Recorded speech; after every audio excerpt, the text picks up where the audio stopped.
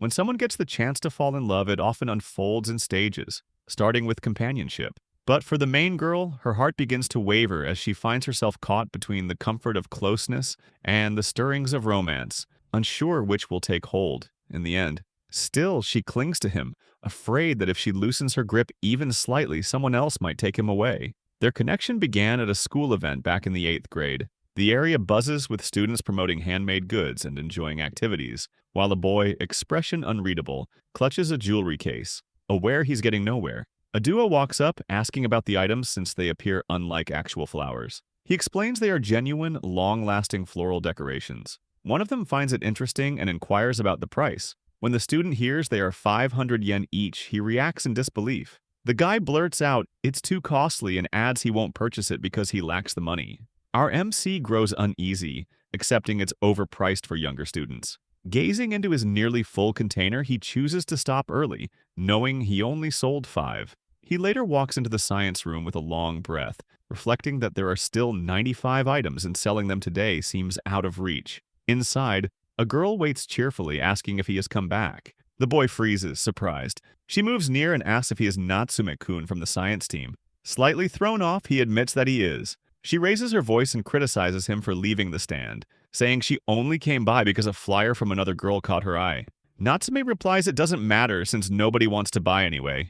Sipping her juice, she responds that sales went great. He stares at her in disbelief, asking how that's possible when he was only gone an hour. She simply explains that people showed up, so she stepped in to help. She gives him an envelope, noting it's the cash from 15 clients. He's stunned, amazed by the total. She says it's 15,000 yen. Still confused, he wants to go over the numbers, but she calms him, saying she moved 27 items to those buyers. He checks the counter. What she said is accurate, yet he remains dazed, trying to accept how he sold 5 in a day, but she sold 27 in an hour. Looking closely, he stays puzzled, unable to figure out how it even happened. And since he appears visibly anxious, she moves closer, giving him a jolt as she stares directly into his eyes. He glances back at her, realizing she actually looks adorable from this angle, and her hair flows gently like a drifting sakura petal. He suddenly turns away and she asks why he's avoiding eye contact. He shrugs, saying there's no real reason, and thanks her for watching the booth.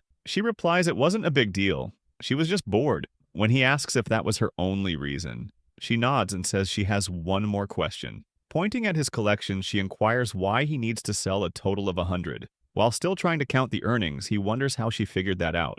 Facing him again, she explains that Sato Sensei from the science division told her. Natsume feels down because it's a personal matter, but still chooses to explain since she's genuinely curious. He shares that his dream is to open a boutique for floral ornaments, and that he told his family he planned to work after junior high to save funds, but his parents insisted he continue into high school and aim for a civil job. However, they made a deal. If he sold 100 items, they'd let him pursue his goal. After a moment, he becomes uncertain because the room falls silent and there's no reply to his awkward tale. Suddenly, the girl lets out a soft giggle, then unexpectedly bursts into laughter, clutching her stomach, saying that if a kid comes up with such a wild plan, it's natural their parents would try to stop them. She's nearly tearing up, calling it foolish, absolutely foolish, and a childish fantasy. He's had enough and snaps at her to quit it. As she holds one of the earrings, she asks how many pieces remain, and he claims there are 68 left. She looks slightly disappointed and asks if that's all. He adds he also has 50 more as extras. After pausing, she notes that makes 118, and she believes she can handle that many. He watches, stunned, as she heads for the exit, waving, blinking playfully, and telling him to be ready to sell the items, casually tossing in her name. Inuzuka Himari. He repeats it under his breath, still rooted to the spot, completely bewildered. The next day in the science club, he lies with his head resting on the table, a note placed nearby stating all the floral ornaments have already been sold. He stays puzzled, unable to grasp how they're completely gone, when suddenly the girl bursts in loudly, startling him awake. She immediately demands to know where hers are. He stares at her, confused, as she explains it was the yellow one. He replies that just calling it the yellow one won't help him identify. Puffing her cheeks in frustration, she clarifies it was a choker, the one with air bubbles embedded in it. Still unsure, he asks her for more specific details, then pulls one out from the box and inquires if she means the one called the windflower. Her eyes light up as she beams, agreeing enthusiastically and admitting she completely forgot to buy it the day before. He remains baffled by her excitement, clarifying that it's actually a discarded piece. His comment frustrates her more as she holds it tightly and asks why. She insists it's adorable and he offers to give it to her if she really wants it, since he doubts anyone else would buy it. Suddenly, she wraps her arms around him from behind, asking if he's being serious, calling him sweet. He freezes, startled, thinking how surprising this is. She's standing too close, and it's overwhelming. Standing upright, she says she's genuinely happy she helped him. Turning to her, he hesitantly asks if she truly did assist, still unsure why all the items sold out so quickly. He probes further, asking what exactly she did. Wearing the choker, she grins and asks if it suits her. A slight smile appears on his face as he thinks it really does look nice on her, especially because the air bubbles inside seem to match her translucent personality. Even though it's a flawed creation, some people would still love to wear it because it looks elegant. Inuzuka then admits she had been interested in that piece for quite some time and had secretly observed him while he worked on pouring the resin. Still confused, he asks when she saw him. She explains she'd watched from the hallway and even came closer, but he was too focused to notice, so she figured he didn't realize she was there. He stands and apologizes, saying he truly didn't see her. As she walks toward the exit, she shrugs it off and invites him to grab something to eat. He blinks, surprised, trying to process the sudden shift. He finds out later she is, in fact, one of the most well-known figures at their school, the most admired girl who easily sways both male and female classmates, even instructors. And the title she's been given is the Demonic Woman. Her family is also notably distinguished, a land-owning household since the Taisho period. Last night, a trending model posted on Twitter about the accessories and informed her followers they were being sold at the cultural festival. That model turned out to be Himari's older brother's classmate, which caused the news to spread rapidly among younger female students, prompting them to flock to his booth. Now, sitting across from her in a restaurant and looking at the post, he compliments her cleverness and tact, then curiously asks how she pulled everything off. Smiling, she answers that she's just a bit skilled at persuading people. Still unsure, he asks again why she went so far to help him. Glancing back at the post, she calmly responds that she didn't help him, and the only reason she stepped in was sympathy. Taking out one of his handmade pieces, she says she thought it would be better to sell them, so she turned to her brother for assistance. With a quiet breath, she adds, it wasn't out of pity, he shouldn't misunderstand, and offers a proposal. They should start a flower accessory shop together. She says she'll support him in the business. He looks at her confused again, but she continues, saying she's always been capable of doing whatever she wanted. She can study well, play sports. She's attractive, articulate, and adored by others. And although it appears she's achieving things, the truth is she's just borrowing strength from others. That's why she genuinely admires someone like him, someone who works hard on his own. He's left speechless and asks her what she even knows about him. Without hesitation, she continues. In the rich flower bed behind the school, she observed how he visited them daily and how each accessory he made used those very blossoms.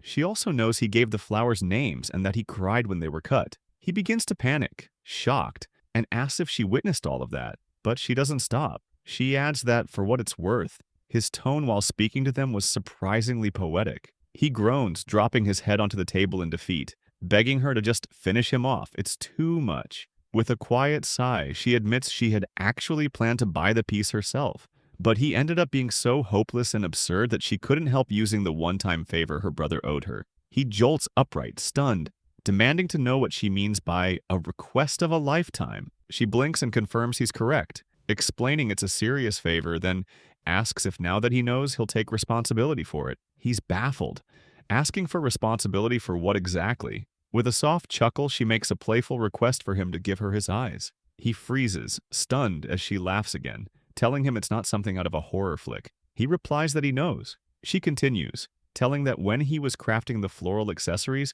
she truly admired his eyes. It was that intense devotion to his creations that made them sparkle. His gaze was unwavering and full of purpose. Then she asks why he hides those passionate eyes from her, and whether he would let her keep them all for herself. If he does, she promises to help sell as many pieces as he can dream of. She follows up, asking if they're now in the same boat. Still perplexed, he sits silently watching her. He finds himself questioning everything, still unable to grasp what all this truly signifies. But one thing is certain, he's never known genuine companionship, and even his relatives never truly got who he was. The one constant in his life has been his dedication, but when she acknowledged and admired it, it was the first instant someone had truly valued him. In flower symbolism, the windflower stands for loyalty and companionship, and perhaps it represents both of them. That moment, it dawns on him. He genuinely wants her as a friend. She, too, dismisses the idea of romance, quietly reflecting that love can feel more like a slow-acting poison, something that quietly unravels everything over time. Natsume shares the sentiment. Then, without warning, she leans in, teasingly asking if he's already fallen for her. He exhales, a bit flustered, and admits he's uneasy around attractive girls.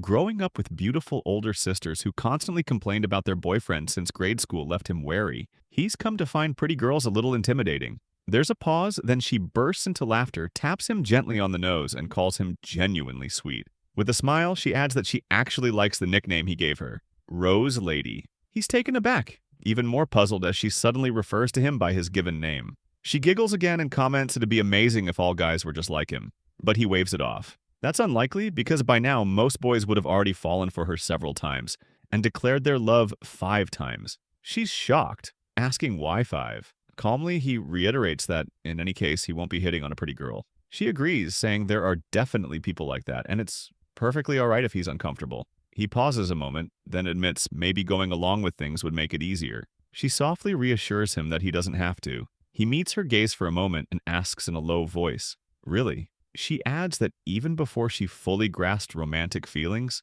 people already liked her. She confesses she wasn't sure what love meant and doubted whether she'd ever sincerely fall for anyone. He's still confused, so he questions what she means. Letting out a soft breath, she explains people confess to her often, and that fed her popularity. But perhaps she's never truly experienced love. Then, turning it around, she asks if he's ever had a girlfriend. He honestly responds if he had, he wouldn't have picked up a hobby like jewelry making. Then hesitates, mentioning there was someone he liked, then goes quiet. Intrigued, she leans forward and wants details. She presses him to reveal who it was. He shrugs it off, stating even if she knew, she couldn't do anything. He never met her again. It happened once on a school trip in grade school. She laughs, calling him a shy heroine, then smiles and notes how alike they are. It all feels oddly like fate. He doubts it, but she shrugs, admitting she probably won't marry the usual way anyway. He again gets confused, thinking her lifestyle seems from another world, while he's just a simple soul who loves flowers,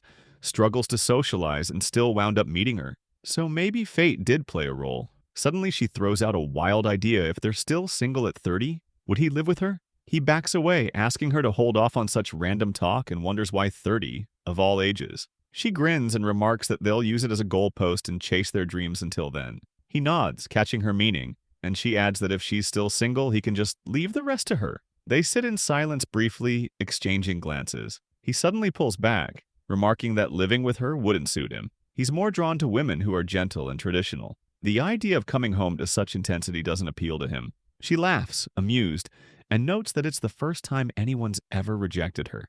He looks at her, unsure if she's really amused, but after that they become inseparable friends. They expected nothing more than a solid friendship, but neither saw how quickly their view of each other would evolve within 2 years. As always, Inuzuka shows up and clings to him, scolding him for not resting. She leans in and whispers that this is her reserved spot. Seeing her bright smile, he finally realizes life never goes as planned. The scene transitions to students buzzing with chatter about Inuzuka's stunning Instagram photo. Among them, Natsume sits silently, listening to their conversation. He wonders if they're referring to Himeri's account, recalling it's been 2 years since he first met her. He realizes her Instagram journey began when they started high school, and it surprises him that she's gathered more than 50,000 followers in under a year. She's become even more captivating than before, so much so that boys openly admire her now. She even made the bold decision to cut her hair, but even with her new short style, she looks incredible. Her clear, glassy eyes remain just as enchanting. Meanwhile, a small group of girls approaches her, asking for the name of a shop. She responds by giving them the shop's location. They also ask about a pair of earrings she's shown wearing in one of her posts. She tells them the pieces were custom-made, so they likely won't find them in ordinary stores. The girls are impressed and tell her they want a pair too. Unexpectedly, she hands them a card. They take it with puzzled expressions. She then explains that they can purchase the earrings using the QR code on the card, and if they scan the code printed on the back, they'll get free shipping. The girls are delighted and thank her for the information. They go on to ask if she'd like to join them for karaoke later. From his seat, Natsume continues observing her. He reflects on how the new infrastructure has made travel between neighboring prefectures smoother. As a result, the Inuzuka family's stock value has significantly risen, and their family name has become increasingly prominent. He also remembers hearing that one of her second brother's highway projects has already gone into full operation. Rising from his seat, he walks toward the classroom door and tells his classmates he's stepping out. He then makes his way to the science club. Once there, he begins snapping photos of his flowers using his phone. As he scrolls through the images, he realizes he's already documented their growth cycle in detail. With that, the gardening service project feels complete. Since he now has free time, he heads to the cupboard, pulls out a book, and puts on his gloves. Inside a box are preserved flower petals. He gently picks up one and notices that the coating on the bloom has darkened slightly, though the petals remain unharmed. The humidity seems stable, and overall it looks quite good to him. Without delay, he begins shaping the petal into jewelry, methodically repeating each step. The result is flawless. Wiping sweat from his brow, he reflects on how often this quiet satisfaction follows each finished piece. He enjoys the solitude despite his sisters calling him gloomy, because that's simply who he is. Suddenly, Himari leaps onto him from behind, wrapping her arms around him with joy, remarking how he's created something beautiful once again. Her sudden appearance startles him, and she notices his startled expression, asking if she scared him. He pleads with her not to cling to him while he's holding a soldering iron and demands to know how long she's been standing there. She casually responds that it's been about an hour and says she tried talking to him, but he ignored her. Without warning, she leans in closer, calling Yu silly and lamenting that she hasn't been able to enjoy the sparkle in his eyes. She tells him to give it a rest and make a little effort to brighten his best friend's day. Turning his face away in alarm, he pleads with her to stop whispering into his ear. He hands her a piece of jewelry and asks why she's even here, remembering he overheard her making plans with her friends. She shrugs and replies she'd already turned them down. Natsume, surprised, says it's a shame since it's the first time their classmates made such an effort. She should have gone with him. Even for Inuzuka, it doesn't seem like a bad idea, but she looks at him, eyes gleaming with mischief, and says she noticed the way he looked at her, like he was deeply envious. He flatly denies it, asking her not to project her own assumptions onto him. Still, she insists, saying she sensed it from how he gazed at her. He tells her he was just reminiscing about the school festival they attended in middle school, and how she had long hair back then. Sitting beside him, she remarks she likes how he doesn't even try to fix his solitary situation.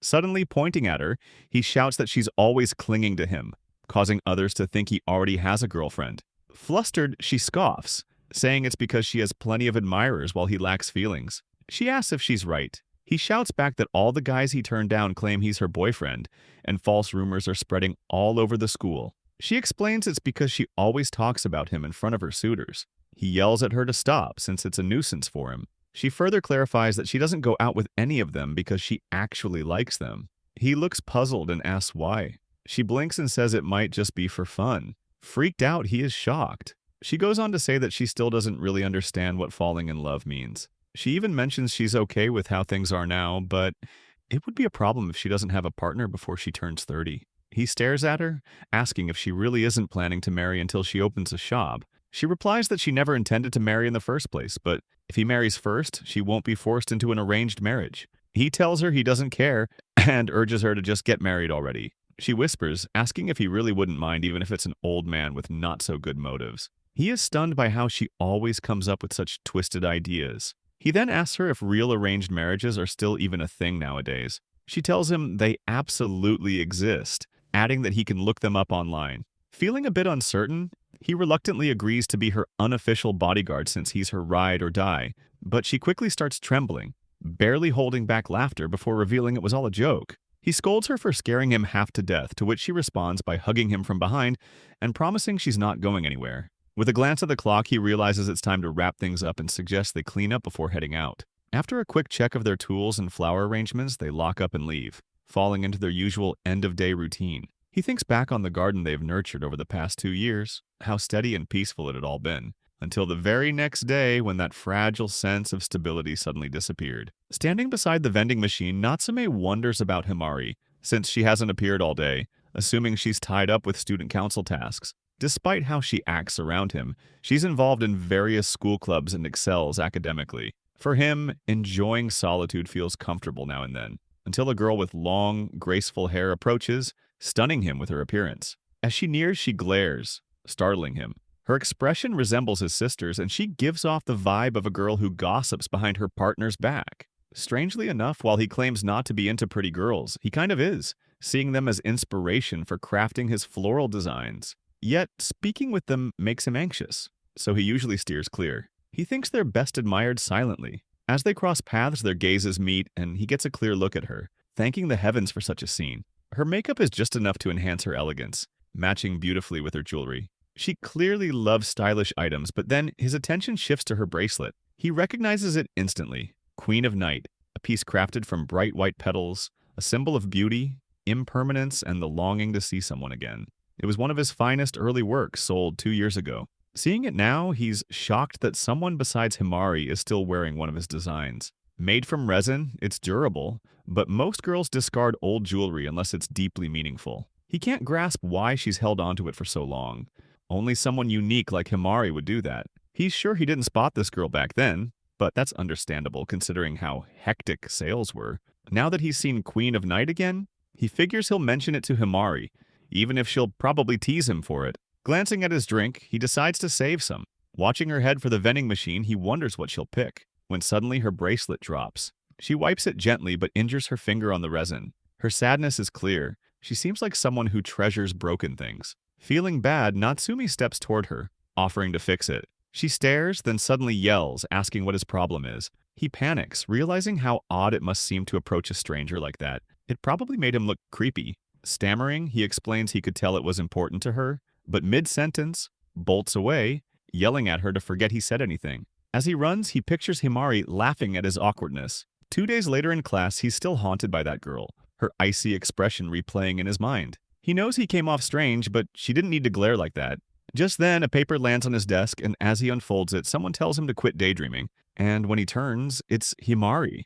She slips him another note, offering help to find him a girlfriend, but when he shows no interest, she shakes his shoulder, telling him not to waste goodwill or he'll be dismissed. He stares at her and asks what she'll do if she actually finds the girl. Himari answers she's planning a video guide on how to be rejected in under 5 seconds. He's stunned, questioning what that even means and why she assumes he'll fail. Looking unimpressed, she claims she needs him for her content and promises to give him credit, but he refuses. Exiting the exchange, he suddenly notices the whole class staring, even the teacher who now says his name aloud, asking him to quit distracting Inuzuka's studies. He's baffled, wondering why the teacher is blaming him instead of her. It's only because she holds a solid reputation that he's the one always getting blamed. The teacher even rises and quizzes him directly, and he simply responds that he has no clue. When the class ends, Inuzuka gives Yu-kun a shoulder massage, teasing that it's his own fault the teacher snapped. He shouts back, asking how she can say that and where her pride even is.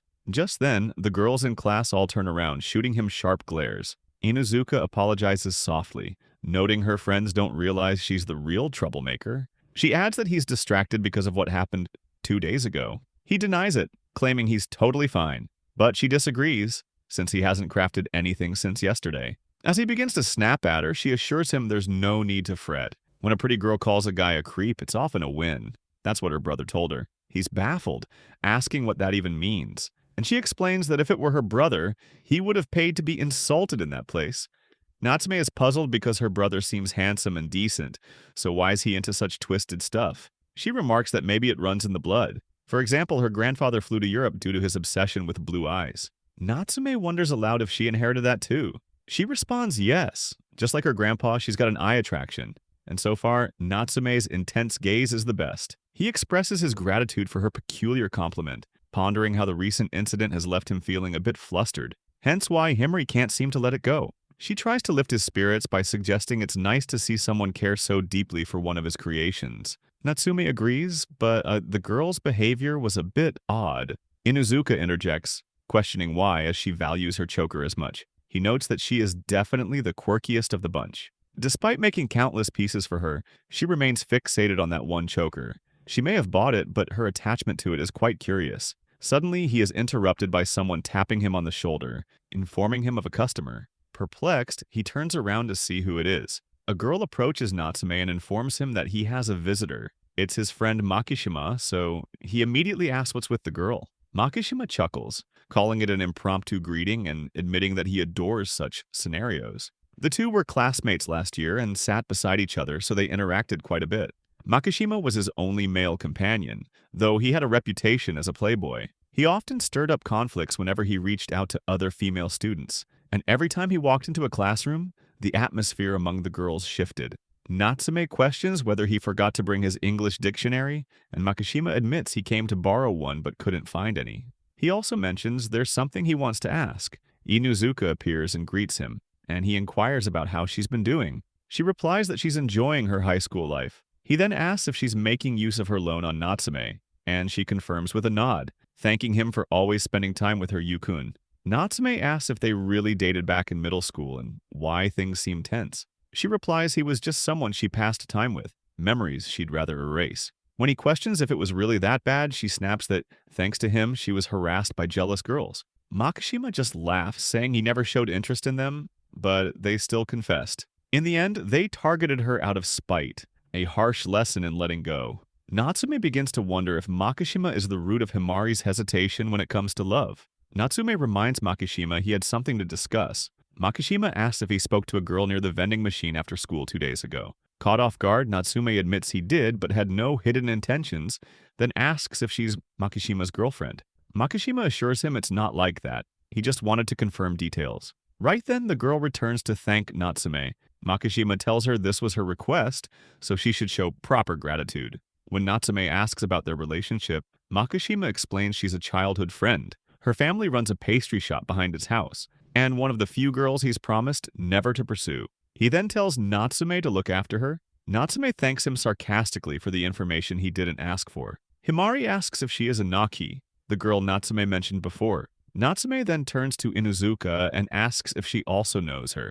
She replies that the girl is the younger sister of the influencer who helped them during the cultural festival. He assumes the two are acquaintances. He asks for the girl's name, and she responds that it's Inamoto. He inquires whether she needed something from him rather than Inuzuka, and notes that she appears resentful. It's not like he called her over.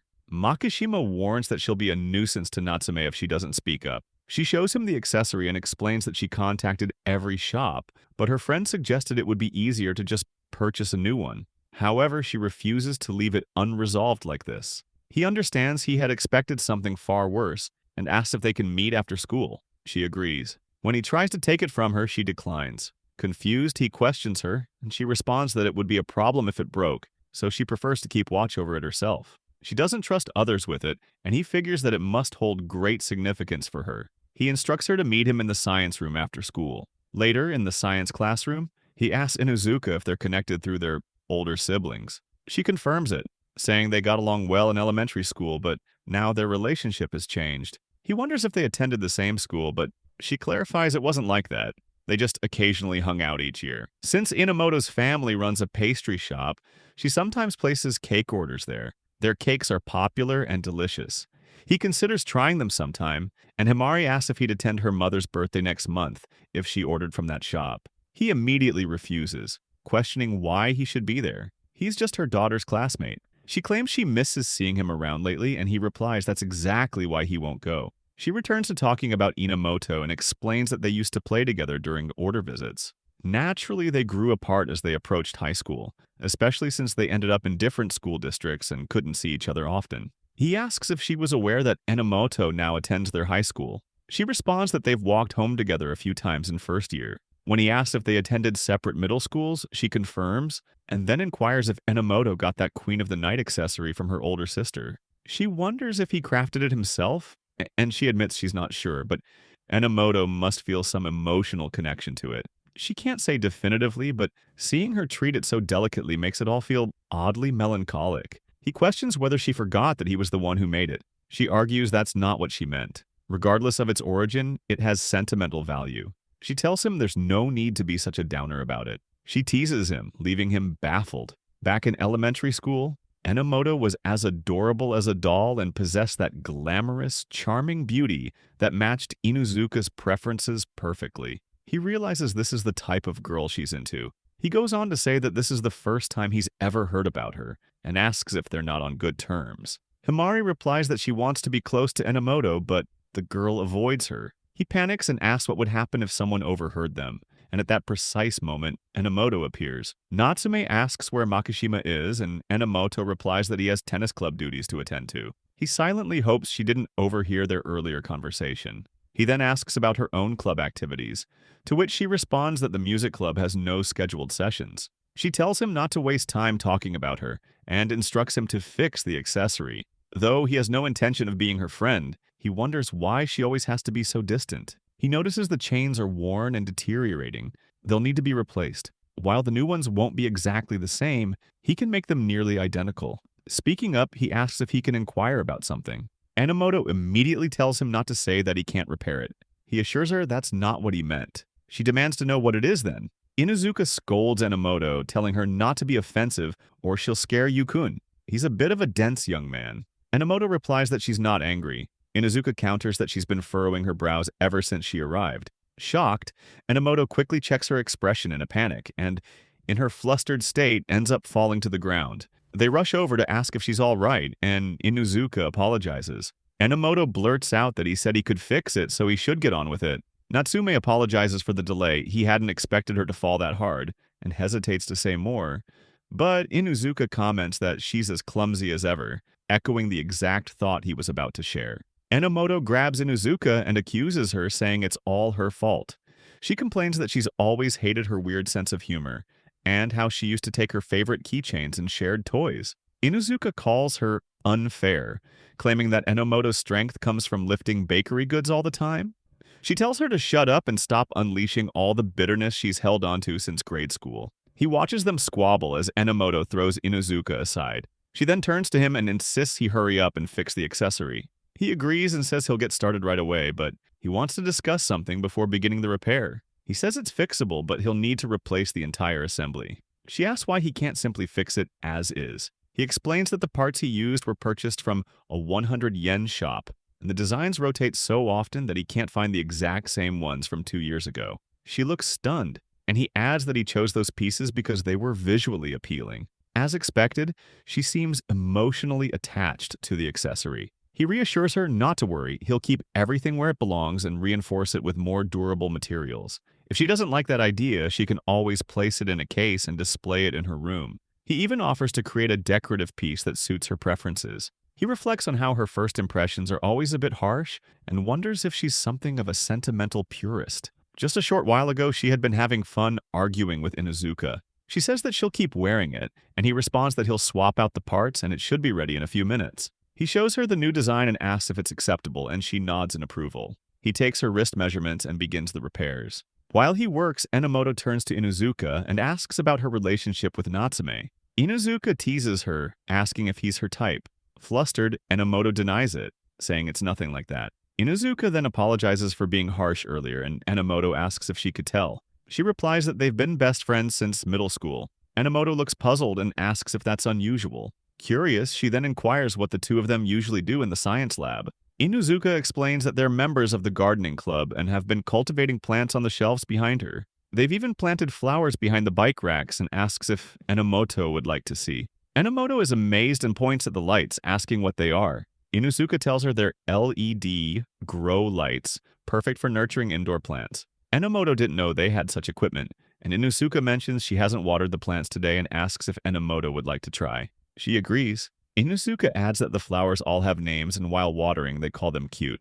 Enomoto nods in understanding, and Inuzuka begins calling out their names sweetly, saying, "Each one is doing great." Finally, Enomoto snaps, saying she's treating them like infants. But now that she thinks about it, she's right and admits she's starting to act like her. She calls Natsume impressive, and Inuzuka agrees, saying he's extremely passionate about what he loves, and his knowledge far surpasses hers. Enomoto confesses she's never even heard of a gardening club. When Enomoto asks what kind of relationship she shares with Natsume, Himari becomes slightly irritated. Since they're already on the topic, she decides to make it clear. She doesn't romantically view him. She admits that she doesn't quite understand things like love to begin with. Is it really that important? Ever since she started spending more time with Natsume, she's been asked whether they're dating hundreds of times. More than anything, it's frustrating. If it were just people from their own grade, that'd be one thing. But students from other grades, people who don't even know her name, randomly come up and ask about her relationship with Natsume. It's honestly a bit frightening.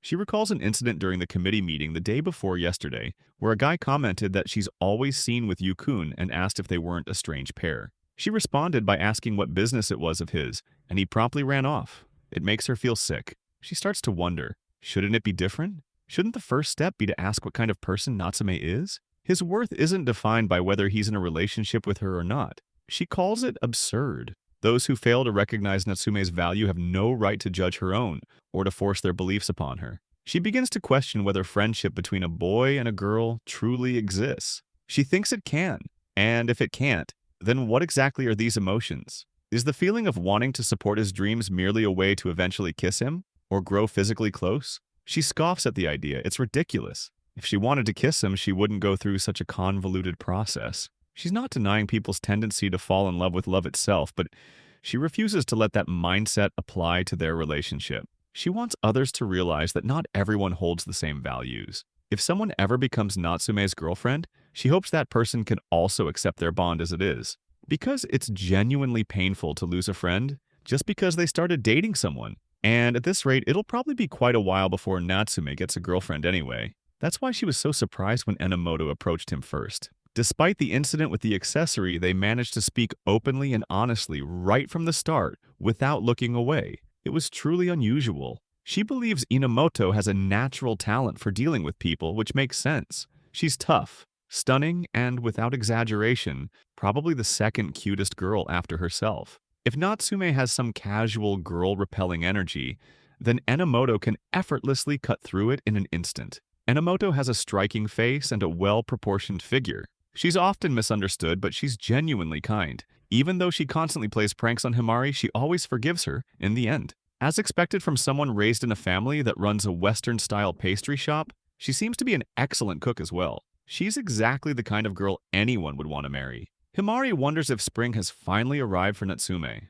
She thinks he is still the same. Sometimes she feels like he's only interested in flowers. In terms of polarity, the two of them are like twin North Poles. If either of them were a little more forward, maybe something could actually happen. Still, Enomoto doesn't give off the impression of complete disinterest either. This girl has always been the type who doesn't smile at people she truly dislikes. Enomoto suddenly calls out to her, snapping her out of her thoughts. Himari blinks and replies that she wasn't paying attention and asks what she was talking about. Enomoto states that she just checked the bus schedule, and the next one will arrive soon. Himari asks if they should head home together then. It's raining, and Enomoto and Himari share a single umbrella. Himari remains immersed in her own thoughts. The simple joy of sharing an umbrella with a stunning girl is a quiet privilege she savors. She silently thanks Natsume for choosing to walk home alone and get soaked instead. Enomoto calls her name, snapping her out of her daze. She blinks and admits she hasn't been paying attention, asking if Enomoto is alright. She responds that she was merely wondering if Natsume is okay.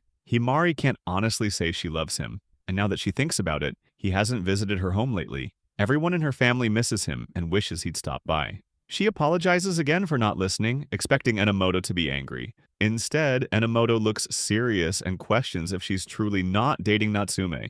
Himari reaffirms that they aren't together. Enomoto then brings up the marriage comment, and Himari quickly clarifies that it was only a joke. But when pressed further, she responds bluntly, if it's phrased that way, doesn't it imply that all the boys and girls in the world are sleeping together?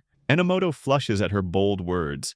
Himari, grinning, calls her adorable and expresses a desire to bathe with her. Gender means nothing to her. What matters is being honest about one's desires. This is her personal creed and also the reason she helps Natsume. In her words, Natsume isn't exceptionally handsome, but he's certainly not unattractive either.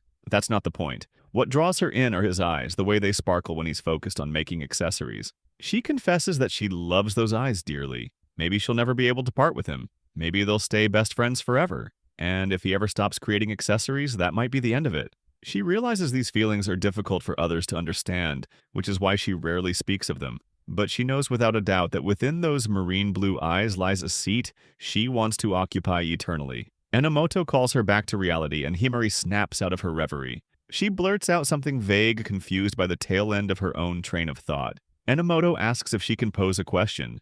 Judging by her serious expression, Himari guesses it's not a casual topic. Enomoto inquires if Himari has ever had a boyfriend before, explaining that she seems quite popular. Himari responds that she could date anyone at any time, but it always ends the same. They break up. She enters relationships knowing they'll end. When asked if that's all right, she explains that she turns down confessions in the most non-confrontational way. For annoying people, she gives them a secondary line ID and later says her phone got confiscated. It's not admirable, she continues, but it allows her to avoid situations that would interfere with spending time with Natsume. If it became a big issue, it might even trouble her older brother. She adds that Natsume often comments on her relationships as well, which irritates her slightly. Enomoto then asks if anyone has ever confessed to her without knowing what she looks like. Himari wonders aloud if she means someone from the internet. Enomoto explains it's something similar. Himari teases, maybe an actor or a comedian. Enomoto brushes it aside and shares a story.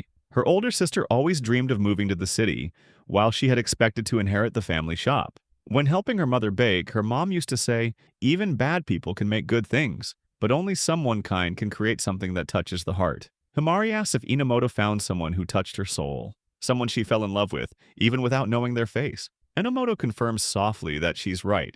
Himari finds the revelation serious and mutters an apology to Natsume, because now there's no chance anymore. Enomoto then reveals something unexpected. She doesn't know the person's face, but she has a strong feeling they might be nearby. The mysterious boy appears repeatedly in Himari's Instagram posts. Himari, confused, sees only herself in the photos until she finally realizes he's always been there. Enomoto never says outright that the boy is in the picture, but she knows the icon and the work he creates. It captivates hearts. Himari asks why Enomoto is telling her this. Doesn't she hate her? And then it hits her. And Enomoto asks, by you, did she mean Natsume? Himari calls herself arrogant. She had believed that only she recognized his virtues, that hers was a unique, irreplaceable seat beside him. She had no doubt he felt the same. To her, their friendship is more important than anything. But in the end, she realizes it's just her own self-centered worldview. And with that realization, everything shifts. Here I am, know it's been